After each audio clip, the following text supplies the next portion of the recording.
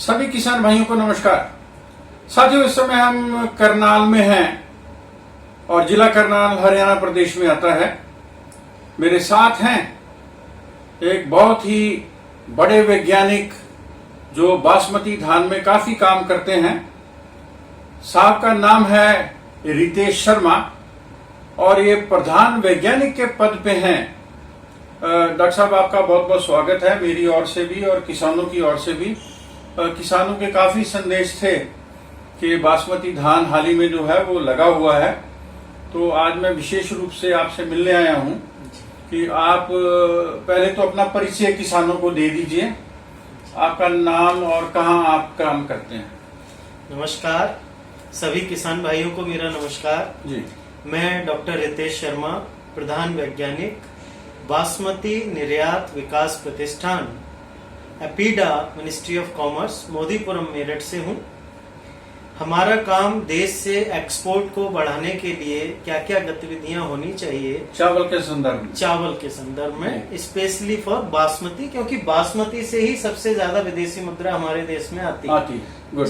क्योंकि इस बार बारिश बहुत ज्यादा आ गई थी, विशेष रूप से अगर हम हरियाणा की बात करें और हम करनाल में हैं तो तरावड़ी एरिया जो है वो एक हब माना जाता है। वहां पर बहुत बासमती लगती है चारों तरफ, और तरावड़ी बासमती जो है पूरे विश्व में जानी जाती है। तो ठीक बोला, मैंने भी कई सर्वे किए।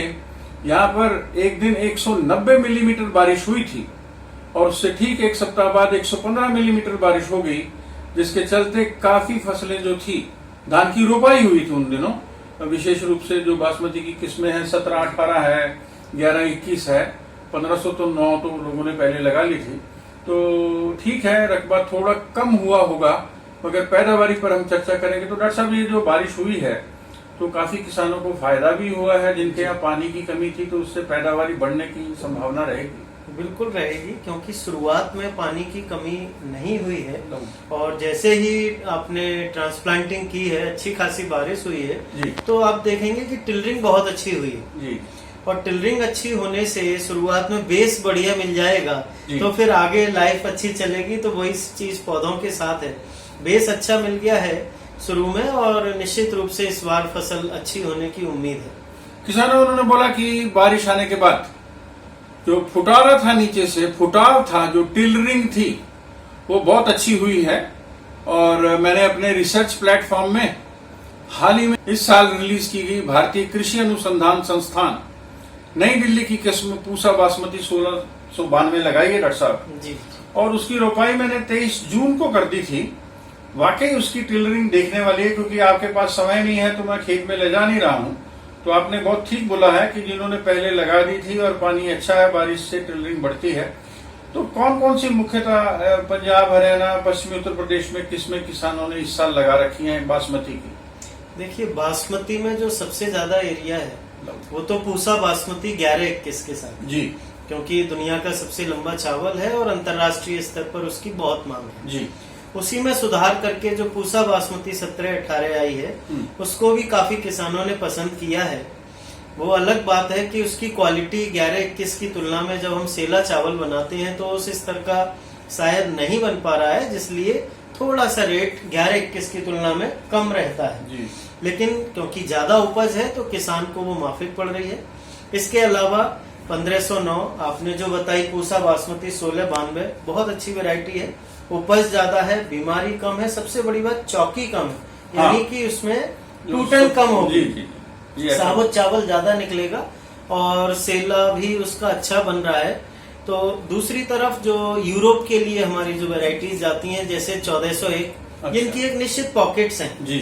1401 है और उसके अलावा PV1 जैसे आपके हरियाणा की मुच्छल जिसे आप कहते हैं, मुच्छल सेगमेंट की भी वैरायटीज की इस बार काफी मांग है, क्योंकि इनके रेट बहुत अच्छे रहे थे तो इसका एरिया इस बार पिछले साल की तुलना में काफी बढ़ रहा है। Very good. और यूरोप जाती है, US जाती है, तो वहां से हमें प्रीमियम रेट में हम इसको बेच भी पाते हैं।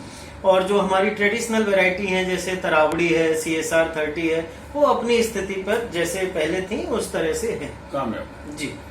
डॉक्टर साहब, मैं हाल ही में आपका एक प्रेस लेख पढ़ रहा था आपने उसमें कोई देसी जुगाड़ की सिफारिश की है कीटों से बचने के लिए, कि वो पीला वाला पेंट करें, दीवार पे ग्रीस लगाएं? जी, तो क्योंकि बीमारी का समय आ गया है, किसान सब यूरिया डाल चुके हैं और फर्टिलाइजर सबने डाल दिया है, जिंक डाल दिया है। अब वो स्प्रे की ओर आएंगे और स्प्रे कीटों से बचने के लिए ही है। जी। तो आप सस्ता और टिकाऊ उपाय कुछ खोजे हैं, उसको बताएं, शेयर करें जरा। देखिए, मैं बहुत स्पष्ट किसानों को बताऊं जी कि बासमती में केवल 3-4 बीमारी और 3-4 कीट हैं जो नुकसान पहुंचाते हैं। जी लेकिन अज्ञानता के कारण हम पहले से ही, वैसे तो हम कहते हैं हमारे पंजाब, हरियाणा और इधर के किसान बहुत दबंग हैं, लेकिन खेती वो बहुत डर के करते हैं। मैं यदि कहूं कि डर डर के वो अपनी खेती करते हैं तो बिल्कुल गलत नहीं है। ठीक है। वो इस डर से कि कहीं कीड़ा ना आ जाए, बीमारी ना आ जाए, पहले ही दवाई डाल देते हैं। ऐसा डालने से हमारे जो मित्र कीट हैं वो मर जाते हैं और फिर हमें बार बार दवाइयां डालनी पड़ती हैं। इसलिए मेरी अपील है कि जब तक आपके खेत में कोई कीट या बीमारी, जी एक लेवल होता है, एक उनकी संख्या होती है जिसे हम ETL लेवल कहते हैं, आर्थिक क्षति स्तर, उससे ऊपर नहीं होती तो हमें दवाइयां नहीं डालनी है। और वैसे भी हमारे पास बहुत सारे साधन हैं, जैसे कि आपने अभी जिक्र की, मैं पहले उसी की करता हूँ। ट्यूबवेल की दीवार की बात यह है जी कि आप देखते हैं कि hopper, BPH, brown plant hopper, जिसे आप तेला भी कहते हैं, मच्छर भी कहते हैं, खेत में आता है और एक एक दिन में खेत खत्म कर दे। जी क्योंकि हमको पता नहीं चलता कि उसका अटैक कब से हुआ है। वो नीचे तने पर सैकड़ों की संख्या में चिपक कर उसका रस खींच लेते हैं। अच्छा, एक उसका हमें नेचर समझना है। कोई भी मच्छर है, इंसेक्ट है, हमेशा पीले रंग की ओर अट्रैक्ट होता है। उनको पीला रंग बहुत पसंद, अच्छा लगता है। उनको लाइट बहुत पसंद है। घर की शाम को लाइट जलाइए, मच्छर आना शुरू हो जाते हैं। जी तो उसी चीज को समझने की जरूरत है। हमारे सब लोगों के खेतों में ट्यूबवेल है, वहाँ छोटा सा कमरा बनाया होता है, उस कमरे पे पेंट किया होता है। यदि वहाँ पीले रंग का पेंट कर दें, जब ट्यूबवेल है तो इलेक्ट्रिक कनेक्शन है, तो एक बल्ब जला दें और हो सके तो 10-20 रुपए का ग्रीस ले जाएं और बल्ब के पास 1-2 फुट में ग्रीस लगा दें। ऐसा करने से क्या होगा, शाम के समय वो कीड़े, वो इंसेक्ट्स बल्ब पर आकर्षित होंगे, येलो कलर पर आकर्षित होंगे और उस पर चिपक जाएंगे। तो आप सुबह जाएंगे, देखेंगे मेरे खेत में कीड़े आना शुरू हो गए, खेत से पानी निकाल दीजिए। यदि आप ये काम शुरू से कर देंगे अभी से, तो शुरुआत में तो 2-4 ही कीट आते हैं, तो वो आएंगे, चिपक जाएंगे, आगे मल्टीप्लाई नहीं हो पाएंगे। लेकिन एक क्वेश्चन आता है इसमें कि भाई मेरा तो ट्यूबवेल यहाँ है और 50 किल्ले जमीन है, इतनी दूर तक के कीड़े कैसे आएंगे? तो मैं बताना चाहता हूँ, आप DAP प्रयोग करते हैं। DAP का जो कट्टा होता है, थैला होता है, खाली जो हुआ, वो पीले रंग का होता है। आप खेत में जगह जगह डंडा गाड़िए, उस पे वो पीले रंग का कट्टा उल्टा करके टांग दीजिए और थोड़ा सा ग्रीस या काला तेल लगा दीजिए, तो वहाँ आसपास के इंसेक्ट उस पे आएंगे और आप आसानी से उनको नियंत्रित कर सकते हैं। मैं बहुत खुश हूँ डॉक्टर साहब, आपने विस्तार से बताया। किसान भाइयों, ये बहुत ही सटीक मैं कहता हूँ कि टेक्नोलॉजी है या तकनीक है, हालांकि लोकलाइज्ड है बहुत ज्यादा, मगर बहुत सस्ती है। इसको छोटे स्तर पे करके जरूर देखें आप। अगले साल इसको और बढ़ा लेंगे हम, तो हो सकता है इस वीडियो का टाइटल भी हम देंगे कि पीले रंग का पेंट करें और साथ में लगाएं ग्रीस। बासमती में कीटों से आप करेंगे बचाव।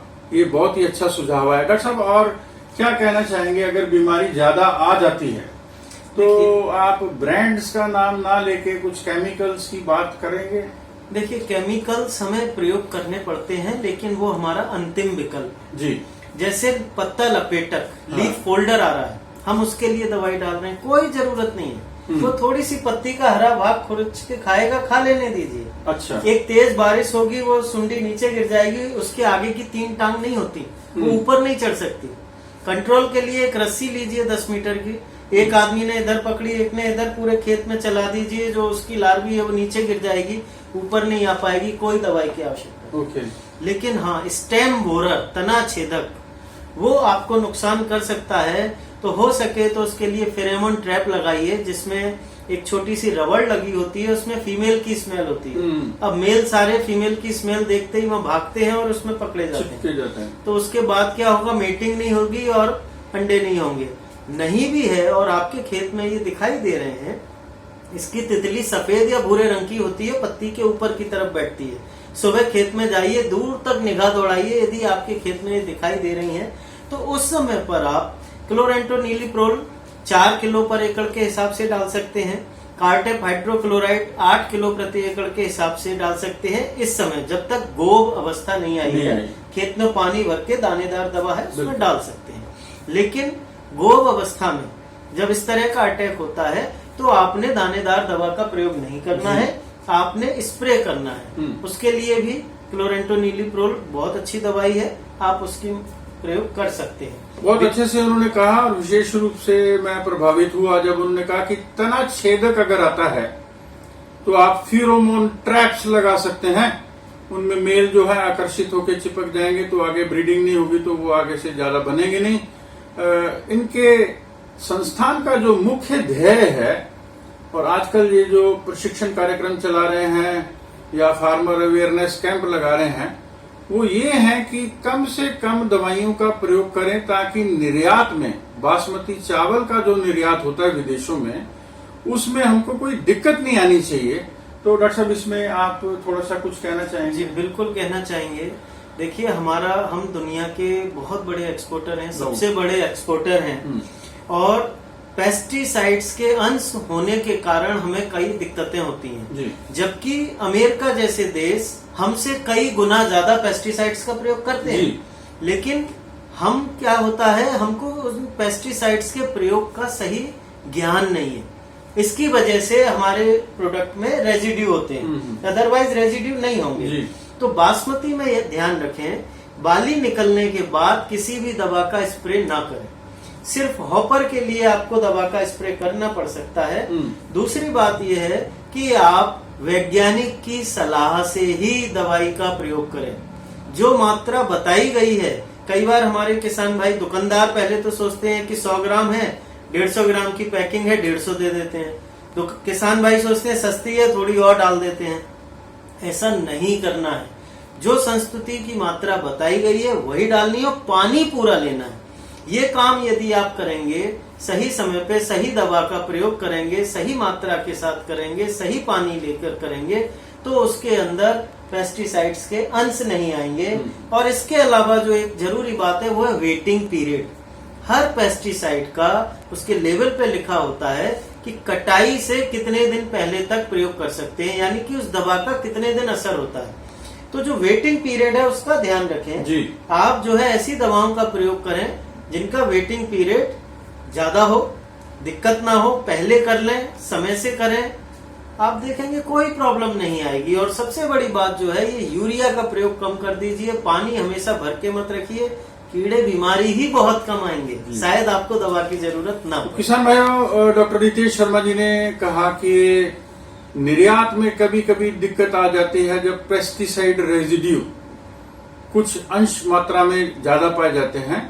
तो उस संदर्भ में उन्होंने कहा कि जब बाली आ जाए और दाने आ जाए उसके बाद किसी भी तरह का स्प्रे नहीं करें। अगर बहुत ही जरूरी हो गया है तो आप कृषि विशेषज्ञों की सहायता से ही उतना ही स्प्रे करें जितनी उन्होंने अनुमति दी हुई है।